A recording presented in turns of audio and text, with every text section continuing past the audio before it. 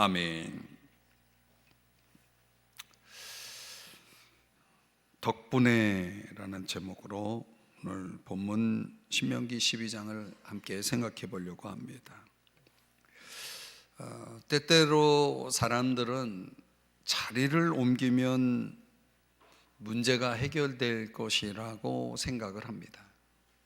그래서 직장을 옮기고 또는 이사를 가고 여러 가지 그런 외적인 변화를 주는 것을 봅니다. 그런데 이런 지리적인 변화는 성품의 결함을 이길 수가 없습니다.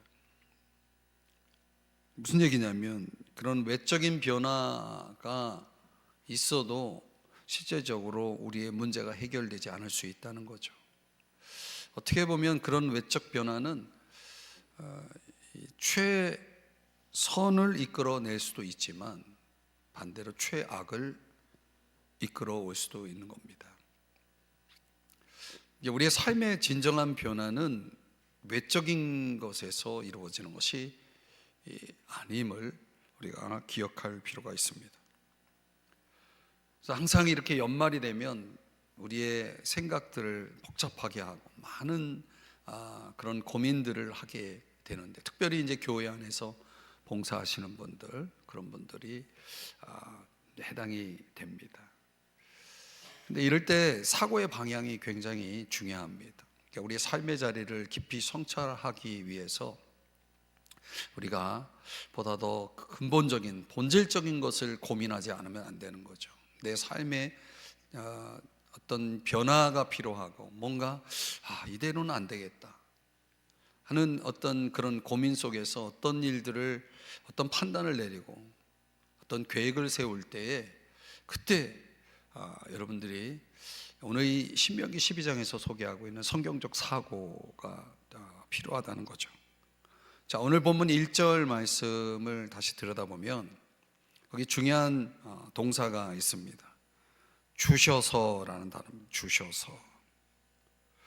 이 주셔서라고 하는 이 단어는 은혜, 선물을 강조하는 표현입니다.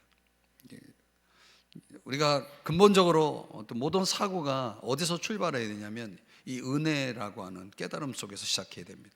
나의 삶이 은혜라고 하는 것을, 하나님이 주신 은혜라고 하는 것, 선물이라는 것에서 출발해야 됩니다. 또 중요한 단어가 평생에 지켜라고 말합니다. 은혜와 또 같이 맞물려서 하나님이 우리에게 말씀하신, 요구하시는 것이 뭐냐면 순종, 헌신을 강조하는 지켜라는 단어. 근데 그 지킴이 기간이 평생이라고 말하고 있죠.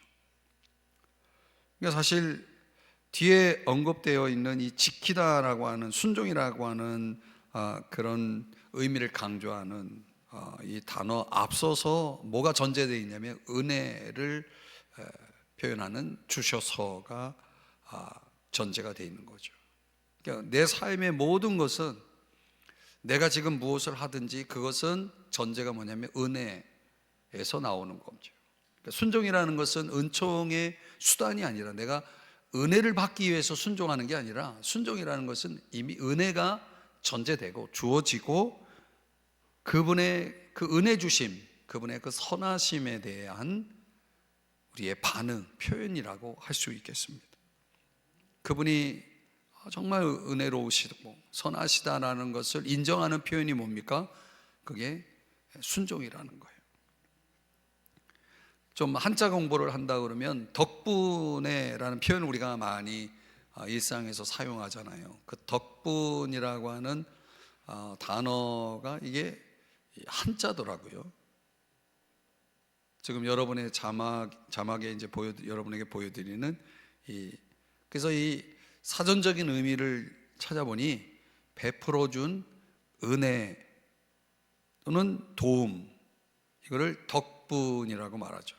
근데 우리가 일반적으로 덕분에라고 하는 표현을 쓸 때는 나눔을 강조하죠.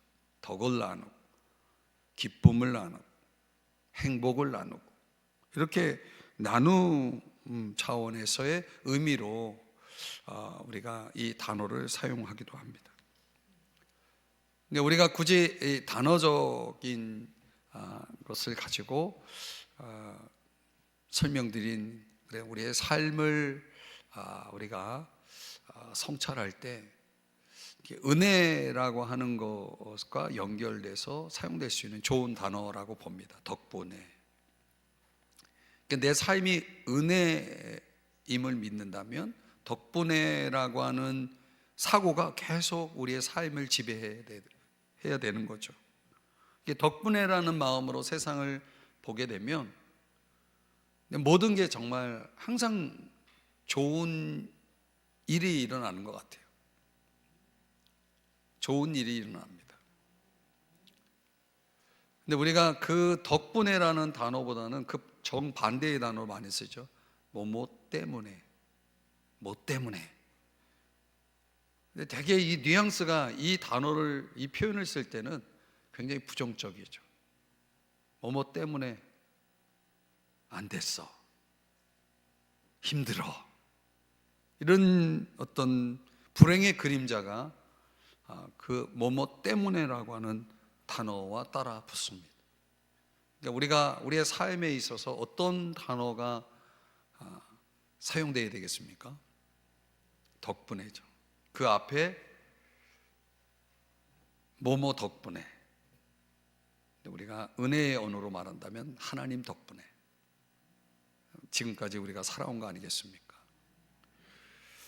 여러분, 우리가 하나님 덕분에 여기까지 왔죠. 하나님 덕분에 선물이죠. 여기까지 올 수 있었다면 그 덕분에라고 하는 그런 관점에서 우리의 삶의 자리가 어떤 곳이 되어야 하느냐, 오늘 성경에서 두 가지를 설명해 주는 거예요. 하나님 덕분에 오늘 내가 지금까지 여기까지 왔다면 우리의 삶의 자리는 어떤 곳이어야 할까요? 첫 번째는 하나님만 예배하는 곳이어야 된다. 오늘 신명기 12장의 전반부에서 이 부분을 굉장히 강조하고 있다라고 하는 것입니다. 그러니까 이스라엘 백성들이, 모세가 말하는 겁니다. 이스라엘 백성들이 하나님께 순종하지 않으면 그들의 자리가 적과 꿀이 흐르는 그야말로 풍요의 땅이라고 해도 분규의 땅으로 전락이 될 것을 경고하는 것입니다. 그러니까 하나님 앞에 순종할 때만 그 땅은 적과 꿀이 흐르는 땅이 될 것이다 라고 하는 것이죠. 그러니까 오늘 우리가 살아가고 있는 우리의 삶의 땅은 적과 꿀이 흐르는 땅일까요? 그걸 결정하는 게 뭡니까? 하나님과의 관계 속에서 내가 올바로 서 있을 때만 적과 꿀이 흐르는 땅은 보장될 수 있는 거죠. 지난주에도 제가 11장에서 그런 설명을 드렸습니다. 이 다원주의적인 그런 사회 속에 우리가 살고 있기 때문에 이제 이런 다원화된 사회 속에서 특징이 뭐냐면 모든 종교가 다 같다, 종교는 다 같은 것이다 라고 하는 그런 사상이 깔려 있습니다. 모든 종교가 다 좋은 거니까 뭘 믿어도 상관없다라는 그런 사고들을 갖게 돼 있죠. 거기에 이제 반기를 드는 사람들은 이제 돌을 맞는 거죠. 하나님은, 또 성경은 전혀 그렇게 주장하지 않고 있는 거죠. 모든 종교가 다 어떻게 똑같습니까? 우리는 하나님만 섬기고 하나님만 예배해야 한다라고 하는 차원에서 유일성을 강조하죠. 그래서 신명기 오늘 본문 12장의 2절 3절의 말씀에 보면 너희가 쫓아낼 민족들이 그들의 신들을 섬기는 곳. 자, 이스라엘 백성들이 이제 가나안 땅에 들어가서 살게 될 그곳에 이미 자리 잡고 있었던 원주민들이 신들을 섬겼던 장소들이 있는 거예요. 그러면 이스라엘 백성들이 그 땅에 들어가서 제일 먼저 할 일이 뭐예요? 그 섬기는 곳을 다 파멸시키는 것이었다.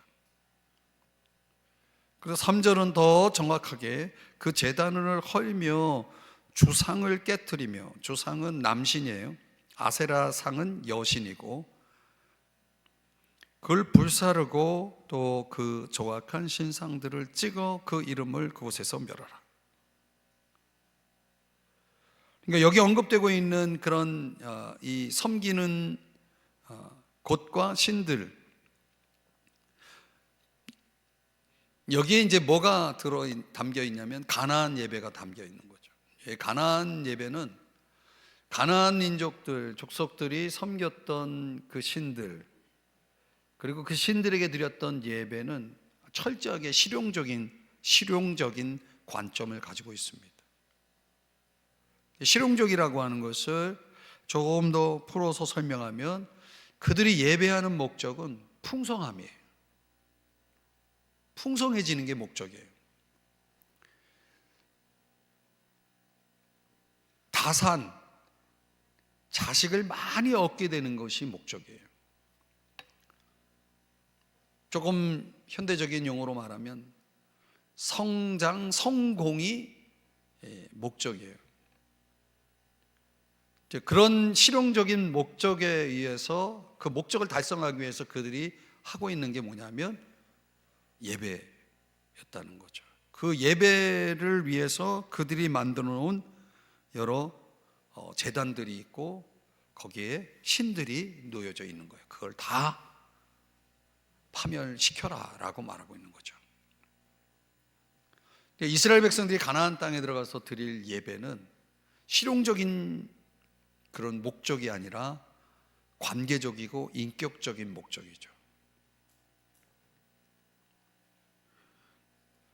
그래서 그 인격적인 관계적인 목적을 위해서 뭘 요구하냐면 말씀에 대한 존중, 그리고 거룩한 성품을 강조하는, 그걸 반영하는, 말씀에 대한 존중과 거룩한 성품을 반영하는 그런 관계 중심적인 인격적인 예배를 요구하는 것입니다. 그래서 그 예배가 예배되는 것을 증명하는 게 뭐냐면 거룩함이에요. 삶이에요. 거룩한 삶. 그러니까 실용적인 목적으로 예배하는 곳에는 거룩이라는 건 없습니다. 도덕이라는 게 없어요.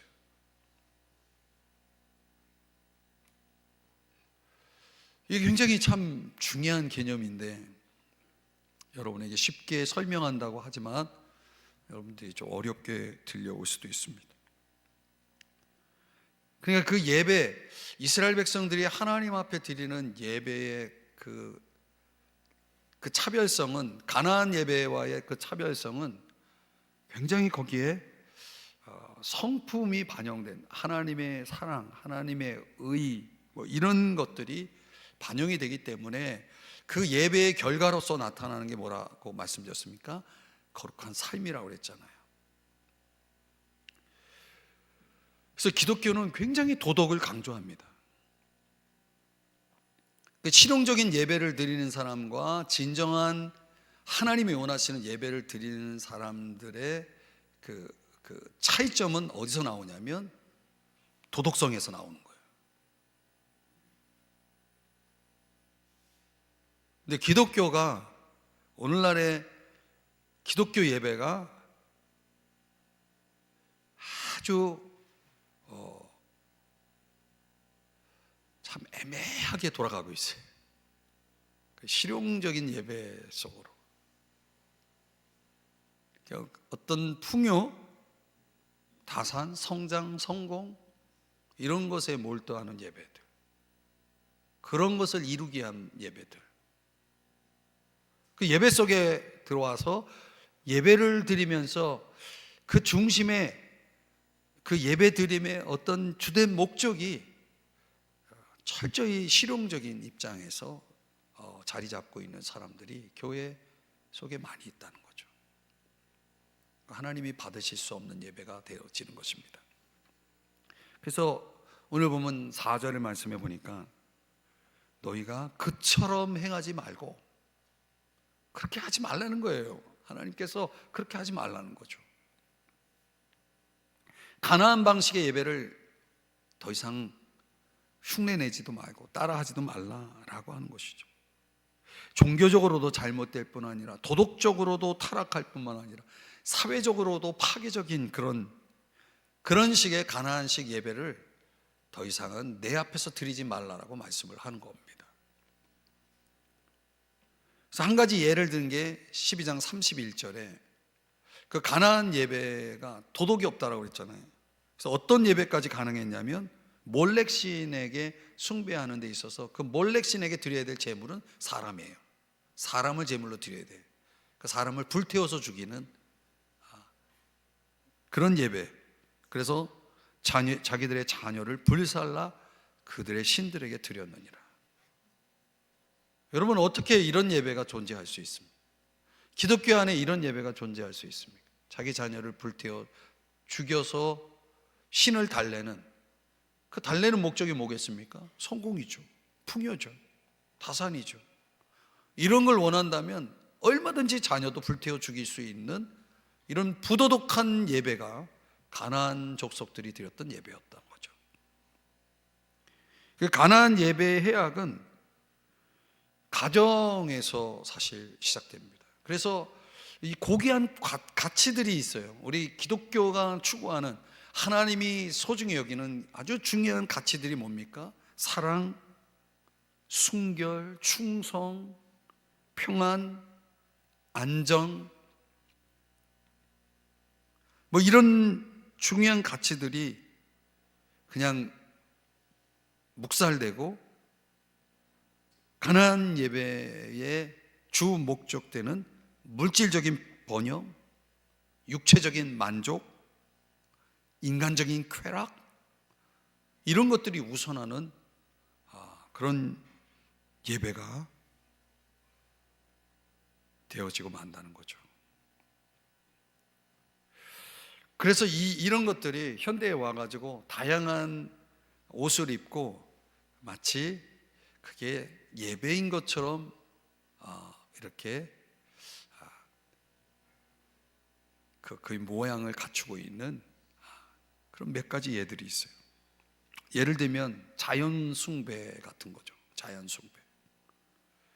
그러니까 창조주 하나님의 말씀은 없고 자기 중심적인 이교가 이루어지는 것입니다. 그 창조의 세계를 즐기면서 그 세계를 우상화하면서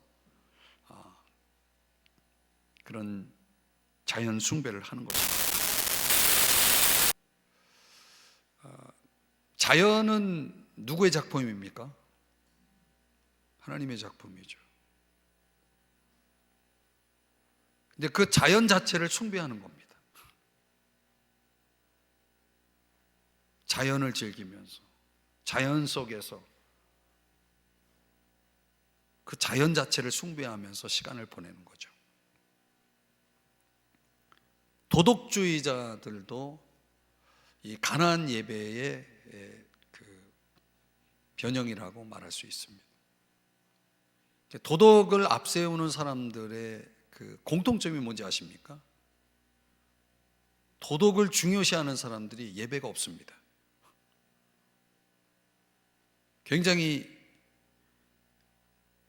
이게 굉장히 아이러니한 거죠. 굉장히 도덕적인 사람은 도덕적인 것을 강조하다 보니까 어떻게 나오냐면 도덕적이지 않은 사람들은 예배할 수 없다고 생각해요. 그렇게 주장을 합니다.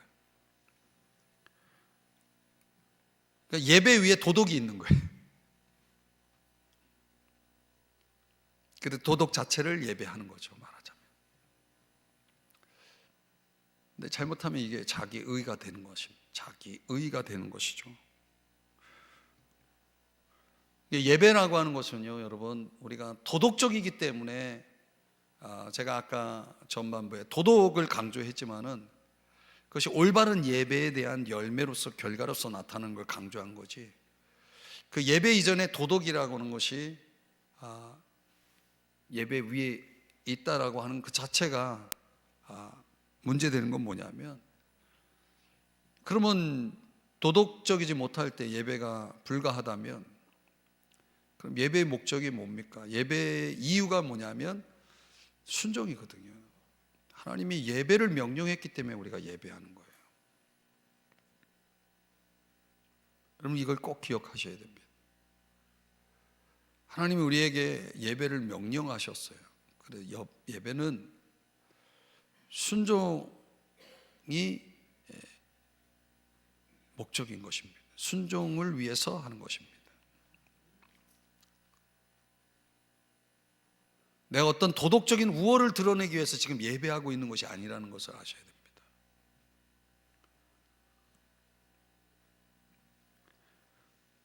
또 이 가나안 예배 속에 또 하나의 짝퉁 변형은 자기 숭배죠. 자기 숭배. 그러니까 자기 스스로 고안해낸 예배들이 너무 많은 거예요. 신흥 종교가 증가하는 이유가 바로 이 때문이기도 합니다. 그러니까 다른 차원의 의식들을 막 고안을 해서 믿음이 막연한 사상으로 대체되어지는 것입니다. 그 가운데 하나가 뭐냐면 자기 숭배적 예배를 고안해낸 사람들이 지금 유행시키는 것이 뉴에이지입니다.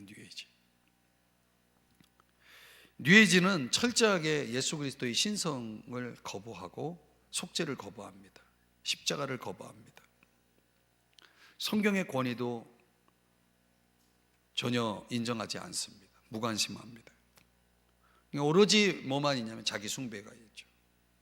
이런 형태로 자기를 찾아 나선 어떤 자기를 세우기 위한 어떤 목적으로서의 숭배가 오늘 뉴에이지 사상의 일환으로 우리 사회 속에 유행하고 있는 거죠.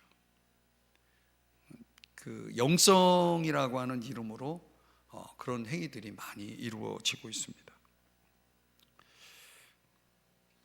뭐 이런 이유들은 굉장히 많아요. 이 가나안 예배가 지금 현대 사회 속에 어떻게 변형되어서 지금 양산되고 있는지 이런 것들을 보여주는 디마레스트라고 하는 학자가 쓴 책, 제가 가끔 들여다보는 책인데 거기는 참 이렇게까지 많은 다양한 그런 가나안 예배가 존재하구나, 이런 것들을 제가 보면서 많이 놀라는데요.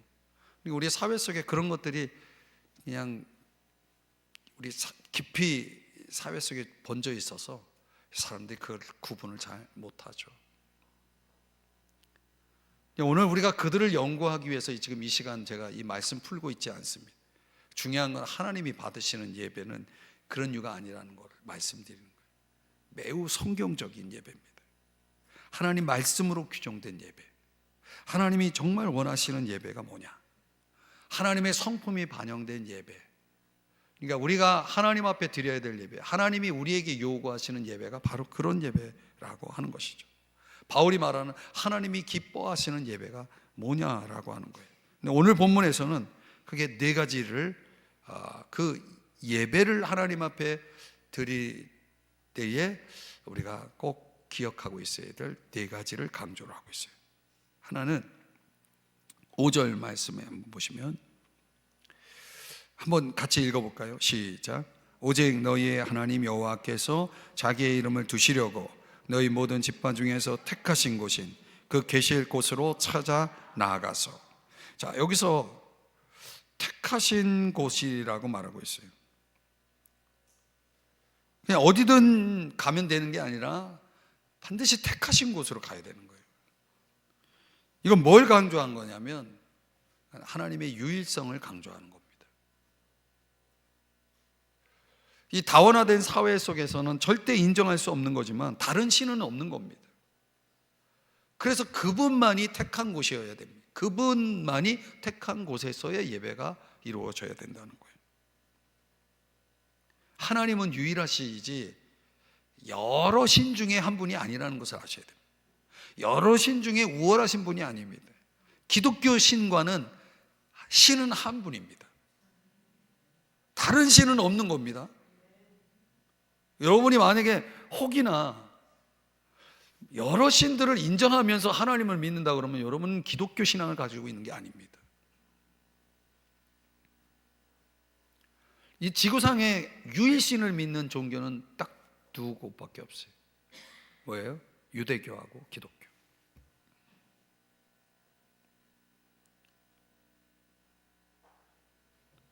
자, 왜 택하신 한 곳이어야 하느냐라고 할 때 그건 유일성을 강조하는 부분이다.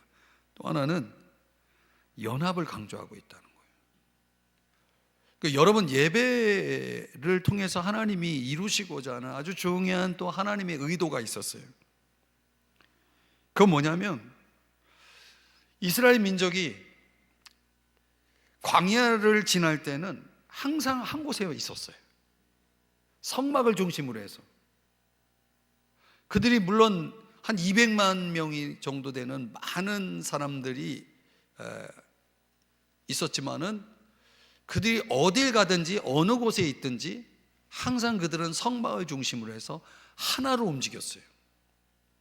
개인이 없어요. 다 서로 밀접하게 공동의 유익과 목적, 복을 누리는 그런 생활 패턴이었다는 거죠.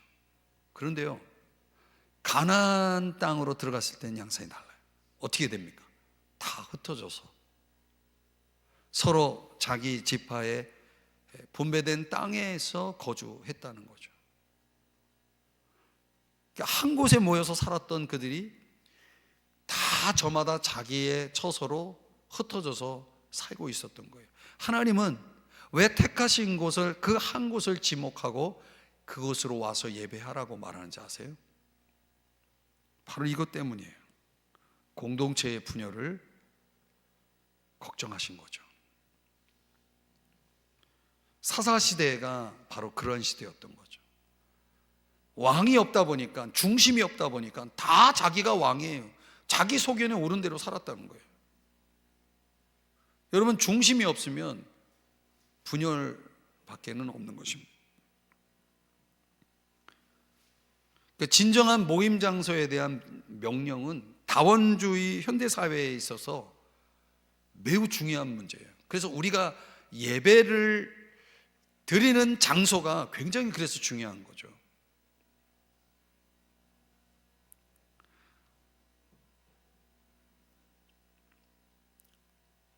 여기 자기의 이름을 두시려고, 이름이 또 나오죠. 통치를 강조합니다. 통치. 하나님이 바로 그 중심을 통해서 그 중심 아래 모여있는 이들을 통치해 주시겠다는 것을, 그들 가운데 임재하시겠다는 것을 보여주는 겁니다. 그래서 이 말씀을 마태복음 18장 20절에서 이렇게 인용하죠. 두세 사람이 내 이름으로 모인 곳에는 나도 그들 중에 있느니라. 그러니까 살아계신 주님의 임재를 경험하고 그분의 통치를 구할 수 있는 곳은 그분이 택하신 곳에 있어야 되는 거예요.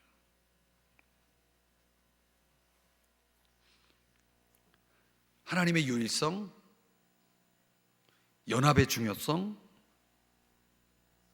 하나님의 임재와 통치를 위함, 이것이 하나님이 택하신 한 곳으로 그 사방에 흩어져 있는 백성들을 모이라 하셔서 그곳에서 예배를 받으시겠다라고 하신 거예요. 오늘날에 저와 여러분이 이렇게 예배를 드리는 이유가 하나님에겐 그런 의도가 있었던 거죠.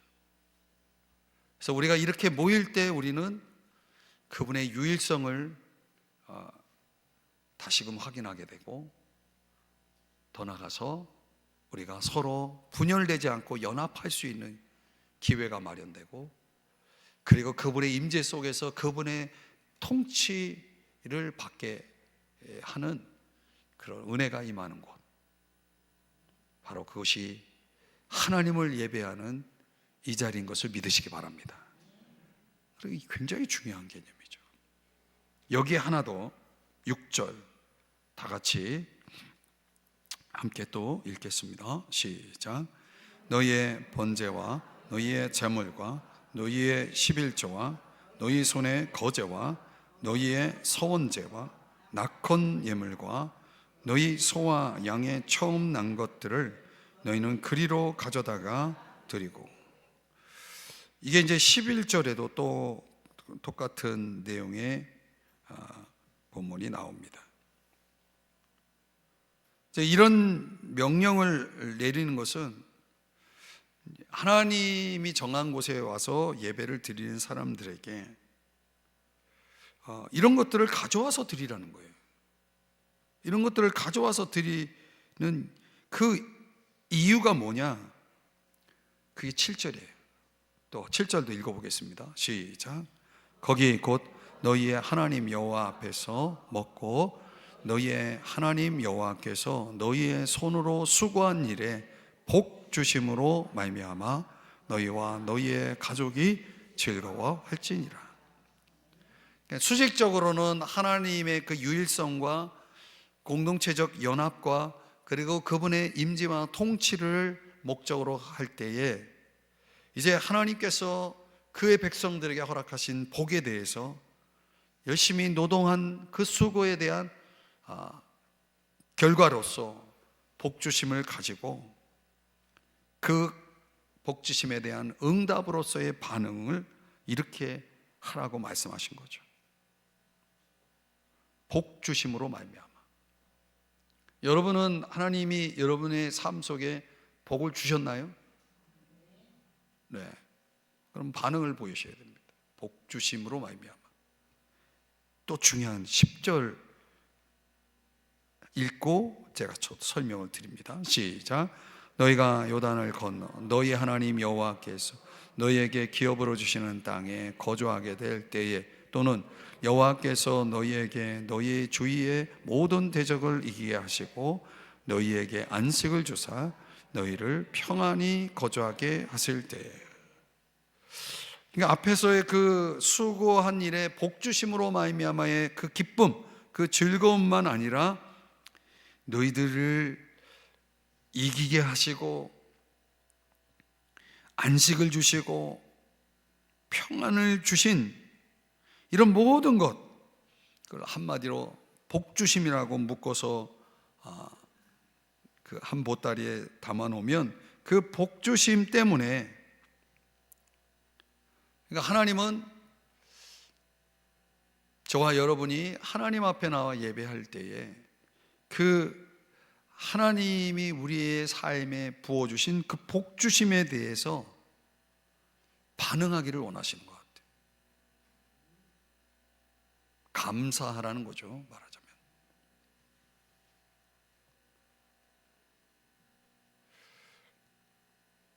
복 주셨다라고 깨달은 만큼 나는 복이 없네 이렇게 생각한다면 뭐 여기에 해당 안 되겠죠. 복 주심으로 말미암아 즐거워하고 기뻐하고 또 그 안에서 이김과 안식과 평안을 주신 거에 대해서 감사로 반응을 하라라고 하는 거예요. 그러니까 하나님과의 관계 속에서 우리가 하나님을 예배할 때 반드시 이게 그 예배 속에 들어와 있어야 된다. 감사가 예배 속에 들어와 있어야 된다는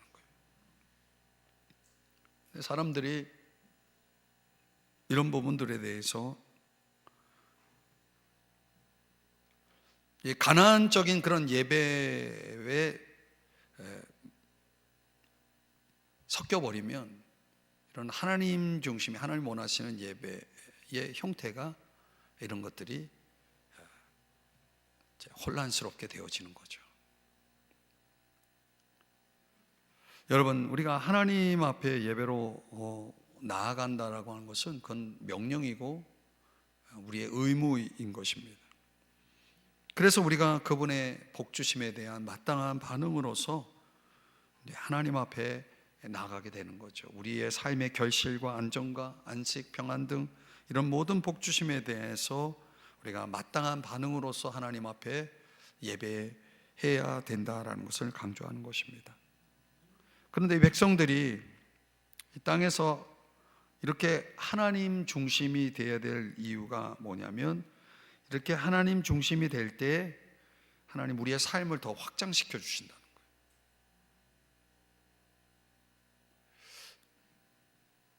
그러니까 하나님은 우리의 삶의 지경을 넓혀 주시기를 원하는데,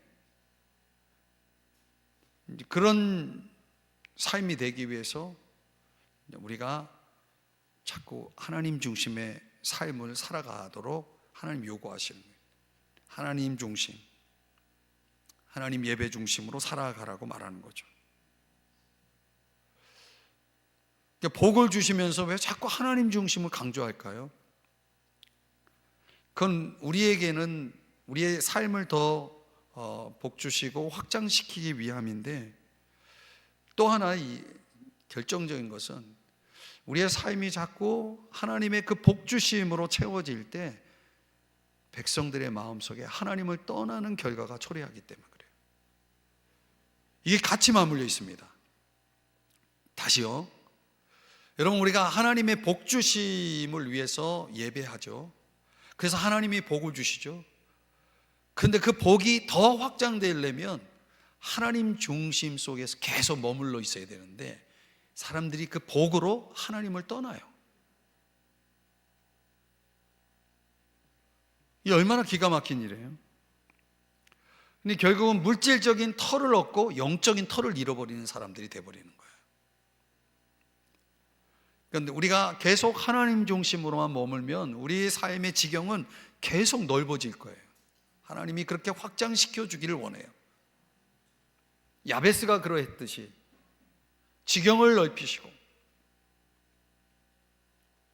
환난에서 벗어나 근심이 없도록 하나님께서 그 야베스의 삶을 축복하시잖아요.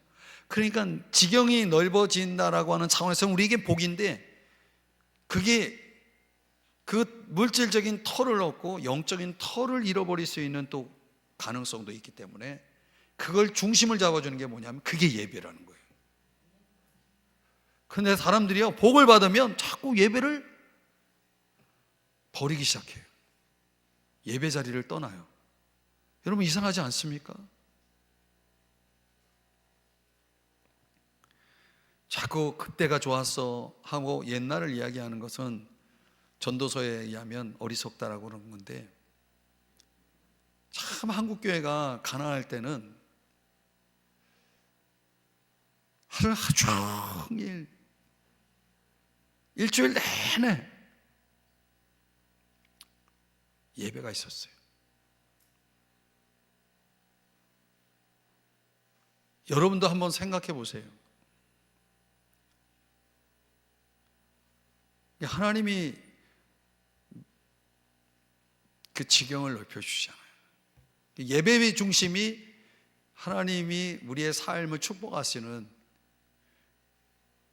그 수단인데, 그 안에서 잘못 우리가 착각해서 물질적인 터를 잘 얻고도 영적인 터를 잃어버려서 오히려 그 복을 다 잃어버리고 마는 사람들이 많죠. 여러분, 절대 우리는 그런 어리석은 자가 되지 말아야 됩니다. 그래서 이 신명기 12장에서 저와 여러분들이 꼭 깨달아야 할 중에 하나가 뭐냐면, 하나님 앞에 예배하는 시간이 충분히 가질 수 없게 만드는 활동들 돌아보셔야 됩니다. 하나님 앞에 내가 충분히 예배할 수 없도록 만드는 활동들 가운데 필요하다면 여러분들이 정리하셔야 돼요. 하나님이 복 주셔가지고 이것저것 여러분 많은 취미생활도 하고 이렇게 시간을 보낼 수 있겠죠. 예배도 드리면서 그렇게 하면 좋은데 예배 시간에 자꾸 딴 거 하고,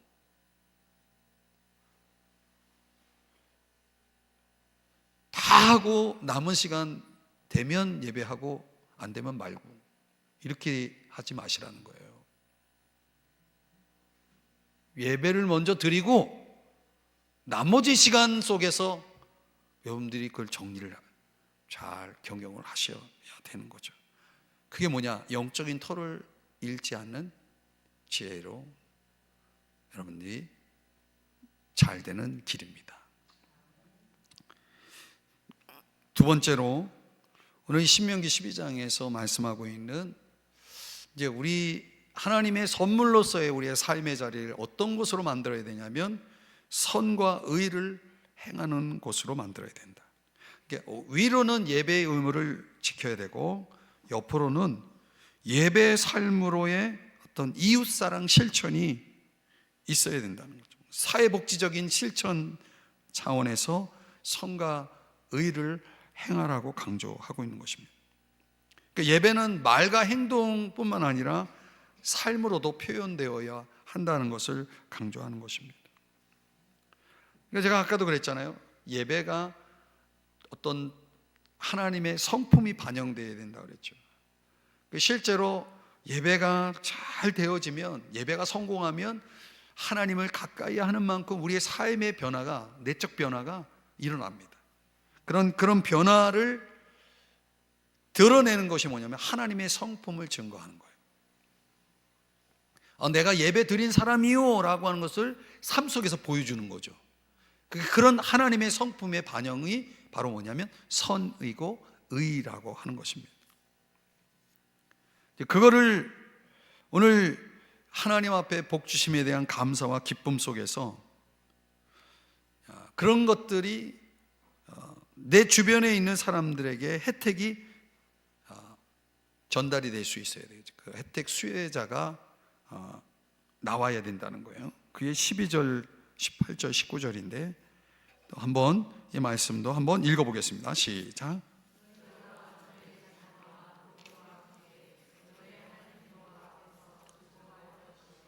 내 성중에 있는 레위인과도 그리할지니 레위인은 너희 중에 분깃이나 기업이 없음이니라. 18절, 19절 시작. 내 손으로 수고한 모든 일로 말미암아 내 하나님 여호와 앞에서 즐거워하되 너는 삶과 내 땅에 거주하는 동안에 레위인을 저버리지 말지니라. 제가 자막에 18절 한 부분을 좀 뺐어요. 내용이 길어서. 자, 여러분 성경 내용 같이 참고하면서 보실 때 자녀들이 하나님이 우리에게 주신, 나에게 주신 그 은혜의 복주심의 혜택의 수혜자로 같이 들어와 있어요. 자녀들도 수혜자가 되어야 되고 또 내 주변에 어려운 사람들도 하나님의 나에게 복주심에 대한 그 혜택의 수혜자로 들어와 있어야 되는 거죠. 그리고 또 누굴 강조합니까? 레위인들을 강조하는 거예요. 그러니까 오늘날로 말하면 이런 사역자들을 얘기하는 거죠. 그런 사람들에게 여러분의 하나님께서 주신 복주심에 대한 그 혜택에 대해서 그들에게도 그 수혜가 나눠져야 된다는 거예요. 우리가 하나님 안에서 말씀대로 정말 순종한다고 했을 때 레위인들을 왜 이렇게 저버리지 말라라고 얘기하냐면 그들은 분깃이나 기업이 없는 사람들이기 때문이라는 거예요. 오늘날로 말하면 일을 할 수 없는 사람들이죠. 하나님 일 외에는 다른 일을 할 수 없는 사람들이죠. 법적으로도. 그런 이들을 저버리지 말라.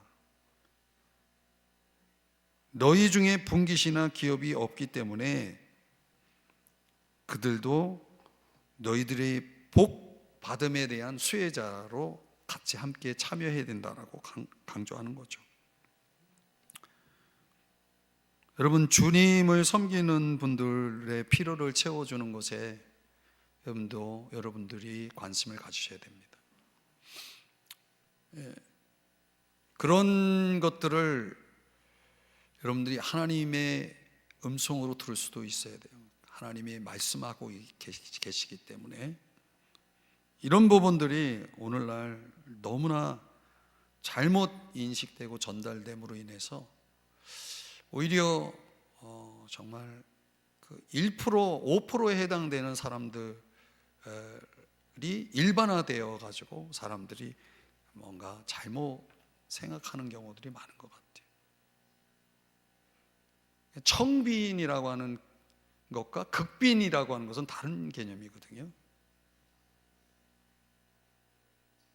그러니까 그 필요에 대해서 이렇게 돌아보지 않고 그들을 채워주려고 하지 않는 그런 것들은 하나님이 기뻐할 수가 없는 거예요. 그래서 여러분들 안에서 신앙생활 하면서 이런 하나님의 사역자들을 섬기는 것에 대해서 절대 마음이 인색하거나 그런 부정적인 사고로 돌아가는 것은 그거는 하나님이 결코 기뻐할 수 없는 것이라는 것을 아실 필요가 있다는 거죠. 히브리서 13장 15절 16절에 하나님께서 말씀하시는 게 그거거든요. 우리가 하나님이 기쁨되도록 드리는 제사 가운데는 이렇게 함께 찬송하며 드리는 제사도 있지만 16절 오직 선을 행함과 서로 나누어 주기를 잊지 말라. 하나님은 이 같은 제사를 기뻐하시느니라. 그렇죠? 하나님이 기뻐하시잖아요. 자, 오늘 이 신명기법을 우리가 이제 묵상하면서 12장에서 이야기하고 있는 그런 예배는 위로 하나님 앞에 드려야 될 하나님이 기뻐하시는 그런 예배됨과 또 옆으로 삶 속에서 이루어야 할 우리의 어떤 선행적인 그런 의로운 예배라고 하는 차원에서 두 가지 차원을 이제 말씀해 주셨어요. 오늘 이런 말씀들을 우리가 적용하면서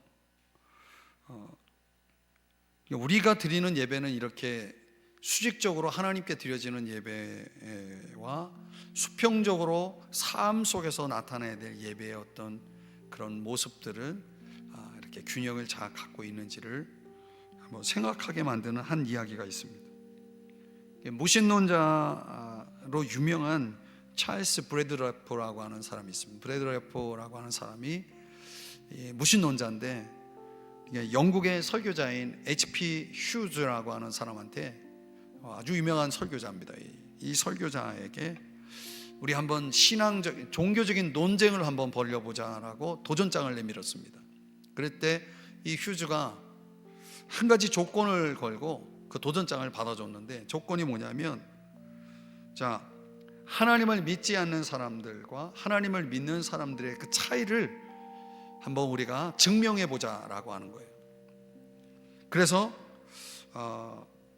이 휴즈는 어떤 제안을 했냐면, 예수님을 믿고 나서 어떤 일이 벌어졌는지, 어떤 변화가 일어났는지를 증언할 증인으로 내가 100명을 데리고 오겠다. 그러니 당신도 신앙을 갖지 않음으로 인해서 변화된 사람 100명을 데리고 와라. 신앙이 없음으로 인해서 변화된 사람 100명을 데리고 오라. 난 신앙이 있음으로 인해서 변화된 100명을 데리고 올 테니까 우리 그들을 증인으로 내세워서 한번 논쟁을 해보자 그랬어요. 실제로 이 휴즈라고 하는 설교가가 데려온 100명의 그 증인들이 내가 증인이 되겠다고 나선 사람들이 있었는데, 그들은 그 배경이 모두 파멸을 불러오는 삶을 살았던 사람, 파탄이 난 가정, 너무나 가난해가지고 그 가난 속에서 결국은 사회에 여러 가지 문제를 일으켰던 사람들이 예수 믿고 변화된 사람들이었어요. 그 실제적인 증인으로서 그 100명 그룹에 이제 그런 사람들이 섞여서 이제 나타난 겁니다. 그런데 토론하기로 했던, 논쟁하기로 했던 당일 그 약속된 장소에 100명과 함께 H.P. 휴즈가 나타났습니다. 그 시간이 되었는데 그 무신론자 브래드래프는 결국 그 논쟁의 장에 나타나지 않았다고 그러죠. 왜 나타나지 않았을까요? 데려올 사람이 없었던 거죠. 결국은 그 논쟁을 듣기 위해서 그 무대에 그 약속된 홀에 모인 많은 청중들 앞에서 그 100명이 간증 시간을 갖고 히브주가 예수 그리스도의 복음을 전해서 그 논쟁을 듣기 위해서 호기심에 왔던 많은 사람들이 예수를 믿고 회심하게 되는 그런 역사가 일어났다는 일화입니다. 여러분, 하나님을 진정으로 예배한다는 것이 무엇을 의미하는지, 어떤 결과가, 어떤 열매가 나타나는지를 보여주고 있는 내용인 것입니다. 벌써 12월이 시작되고 오늘 저희들이 12월 첫 수요 예배를 드리면서 이제 하나를 좀 이렇게 자꾸 돌아보게 되는 시간들이 주어졌습니다. 그래서 첫눈이 내린 걸까요? 눈이 내리면 한 해를 돌아보는 시간이 주어지는 것 같아요. 지난 한 해 여러분이 하나님 앞에 정말 신실하게 예배했는지를 돌아봤으면 좋겠어요. 하나님 앞에 정말 충분히 예배했는지를 돌아보고 그 예배드림이 내 삶 속에서 하나님의 성품을 반영하는 그런 놀라운 간증들이 사람들 앞에 진정 간증이 될 만한 그런 삶의 변화된 모습들이 과연 내가 증인으로 나설 만큼의 변화들이 여러분의 예배 드림으로 인해서 나타난 변화들이 있는지를 한번 돌아보셨으면 좋겠어요. 그래서 우리가 하나님의 선물로 주신 삶의 자리가 어떤 곳이어야 하느냐? 우리는 하나님만 예배하는 곳이어야 된다. 성경적으로 하나님만 예배하는 곳이어야 되고, 거기에 하나님의 유일성이 신앙 고백되어지고 연합이 이루어지고 하나님의 임재와 통치를 경험하는 그런 하나님을 높여드리는 예배, 하나님이 복 주심에 대한 충분한 정말 하나님에 대한 감사가 담겨진 그런 예배 드림이 있는지, 그 결과로 인해서 우리의 삶 속에 선과 의를 행하는 모습들, 내 삶 속에 은혜 주심에 대한 그 혜택의 수혜자로서 여러분들은 얼마나 주의 종들을 또 섬기고 계시고, 또 여러분의 주변에 어려운 이웃들을 돌아보고 있고 여러분의 자녀들을 돌아보고 있는지 한번 돌아보는 시간이 있었으면 좋겠습니다. 기도하겠습니다. 하나님 아버지, 오늘의 이 말씀들을